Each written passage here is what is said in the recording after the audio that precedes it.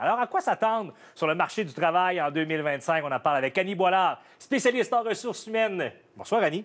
Bonsoir, Merci d'être avec nous. Parce qu'en début d'année, là, évidemment qu'on se questionne toujours sur le marché de l'emploi. À quoi on doit s'attendre? Et dans les dernières années, l'expression qu'on avait tous sur les lèvres, la pénurie de main-d'œuvre. C'est vrai? Comment ça se porte actuellement? Bon, ça va un peu mieux pour les entreprises, je dirais. Ouais. Donc, pour les employés, on parle un petit peu moins de la pénurie de main-d'œuvre. Je ne dis pas qu'on met au feuilleton. On reviendra dans les prochaines années. Démographiquement parlant, on sait que c'est pas complètement terminé. Oui, hein? Mais là, quand on regarde dans nos boules de cristal et qu'on regarde le marché du travail pour 25, on parle plus intelligence artificielle qui va faire encore plus. Bien, on parle plus de son entrée, mais s'intensifier.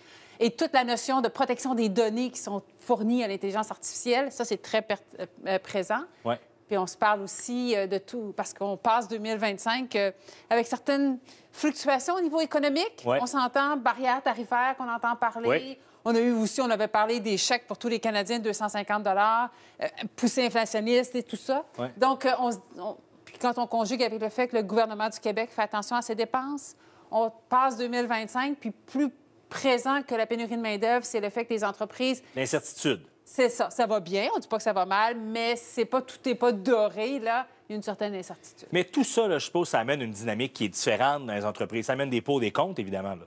Oui, pour les employés, pour les employeurs, Ouais. effectivement.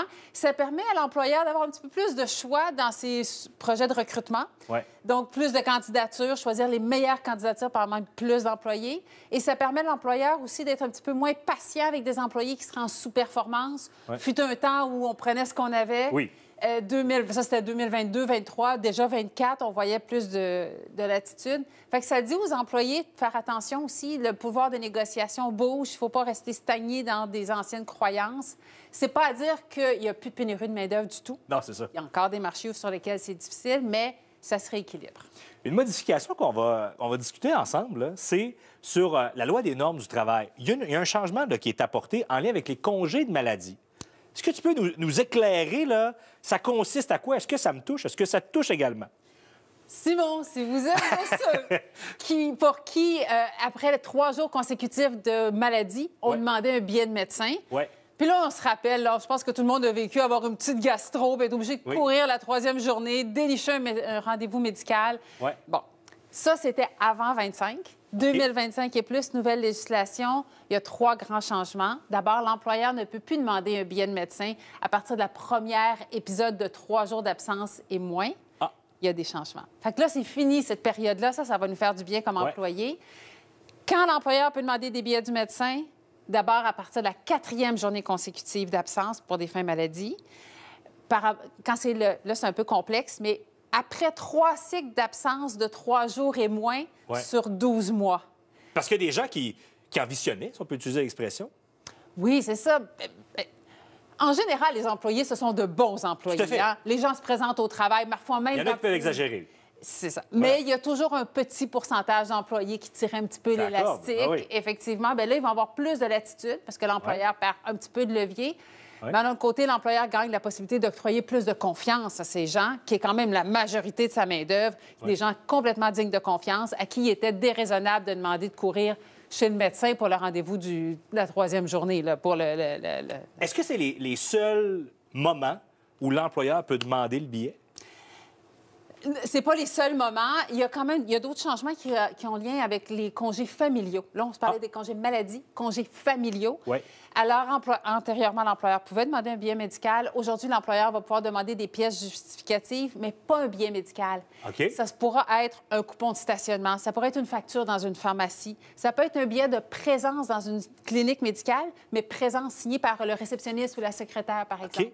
Donc, il va y avoir ça va changer aussi dans nos mœurs et coutumes. Quand même, mais qu'est-ce que ça va avoir comme incidence pour les entreprises?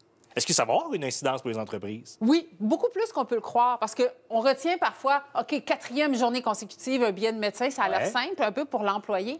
Pour l'employeur, il y a beaucoup là-dedans. Je disais tantôt, par cycle de 12 mois.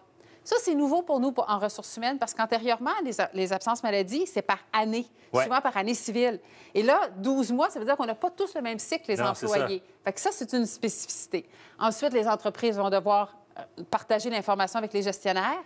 Puis des fois, ils oublient un petit peu les gestionnaires s'ils n'ont pas eu d'absence pendant quelques mois. C'est un enjeu. Il y a des politiques à mettre à jour. Il y a aussi des conventions collectives qui vont devoir être mises à jour par rapport à ça. Donc, oui, c'est un bon petit chantier, là, quand même. En terminant, Annie, j'aimerais t'amener sur un sujet qui fait réagir à chaque année. Parce que les PDG des 21 plus grandes entreprises québécoises ont déjà gagné l'équivalent du salaire moyen québécois. Évidemment que ça fait réagir. Mais qu'est-ce qui explique que ces grands dirigeants gagnent ces montants-là? Ça va par l'offre et la demande, je suppose. Simon, tu te demandes... Mais je ne remets pas en question leur salaire, là, loin de là. Mais ça ressort de où? Comment on arrive à ce montant-là? C'est ça. On se demande, et où la personne qui est assise dans son bureau puis qui se dit, « Wow, c'est 14 millions pour cette personne-là, pour ce président-là, serait une bonne idée. » Alors, je t'explique grossièrement. D'abord, c'est pas ici, c'est pas le président qui a la main ou la présidente dans le plat de bonbons.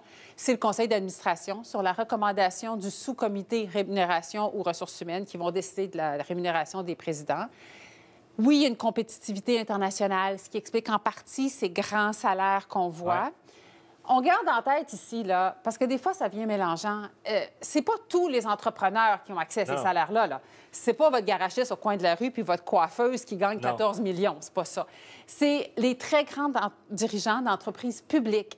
Pensons, nos grandes banques canadiennes, nos entreprises alimentaires comme Métro, c'est ceux-là là, qui ont... Donc, évidemment, on essaie d'aller... on veut aller chercher les meilleurs talents. Il faut les recruter dans un marché qui est international maintenant. Alors, c'est pourquoi ça arrive à ça. Annie, merci beaucoup pour ton temps, toujours très apprécié. Ça fait plaisir, Simon.